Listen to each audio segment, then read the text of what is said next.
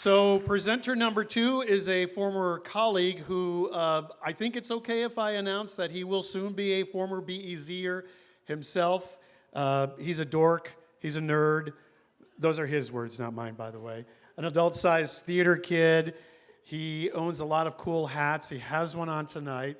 Erin Kahoa is probably one of the nicest guys you can meet. For a long time, he's been kind of behind the scenes, but I think in front of the mic as well during BEZ pledge drives, because it takes a lot to do that. I always hated pitching, and some people are just natural at it, and Erin is one of those. So I think he's going to fit right in when he starts doing it for WTTW pretty soon. And he does have a great face for TV. He's got 2 kids, and he says he's got a wife who he doesn't deserve. But it's great to see Erin. It's great to have him come up and share the book that changed his life. Erin Kahoa.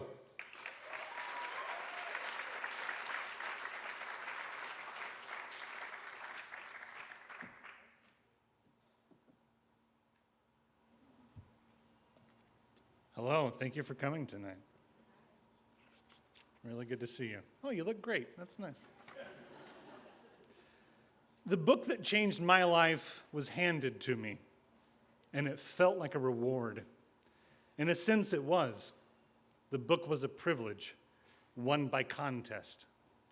I was one of 17 people to earn the book, and each of us received the same copy. But each copy was unique, a name written on the front.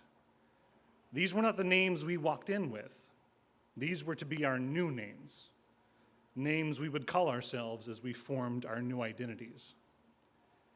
Just to clear the air, I wasn't joining a cult, although the similarities are striking. Over the next 2 months, the responsibilities that came with this book would have me reciting its text, changing my dress, following a leader's commands to a T, half out of fear, half out of reverence. My book was Anne of Green Gables.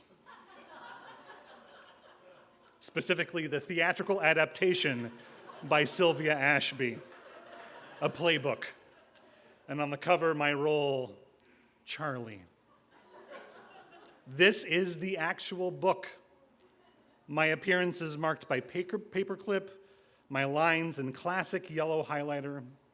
I've kept it with me all these years because I've kept all of my playbooks. There's a stack of 20 or more behind my desk at home. Theater has been a huge part of my life. It's honestly the reason I'm standing here right now. And it all started with Charlie. The auditions were nerve-wracking, but I would learn later that just by showing up, I was more than likely going to be cast. There weren't a lot of other preteen boys knocking down the doors of red carpet community theater in western Oklahoma. The more I auditioned, the more I learned that while I wasn't a unique commodity, I was definitely rare. But still, every time, getting a role was exhilarating, especially that first time. I remember walking into the theater not as a patron, but as an artist, passing pictures of casts that came before. They looked happy, proud, like a family. Soon I would be among them. My face would appear in a picture, me, the actor, an actor that had lines and wore makeup and a costume and bright lights from the ceiling on their face. Exhilarating.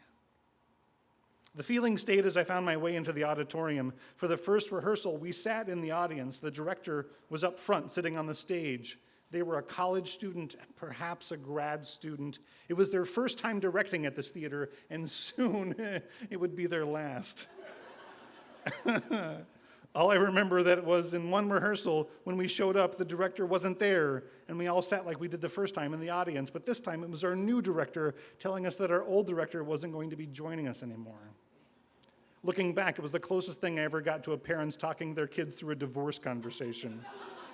That is, until Ira Glass told WBEZ that This American Life was going to do their own thing. It felt so much like a divorce. It was weird. But that time, my young mind didn't think much of it. Artists will artist, I supposed. At first, the director was going to be my ride, but now the job was left to my mom. I could have driven myself to rehearsals, but it would have been illegal.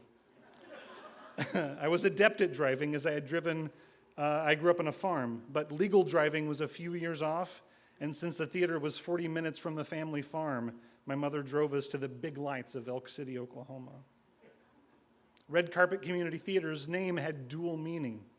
It referenced both the glamour of Hollywood and also the red rocks that permeate western Oklahoma. They're everywhere. In a sense, we had no need for red carpet. The earth itself was glamour incarnate. The first time I got to step on the stage, it felt like coming home. Manifest destiny.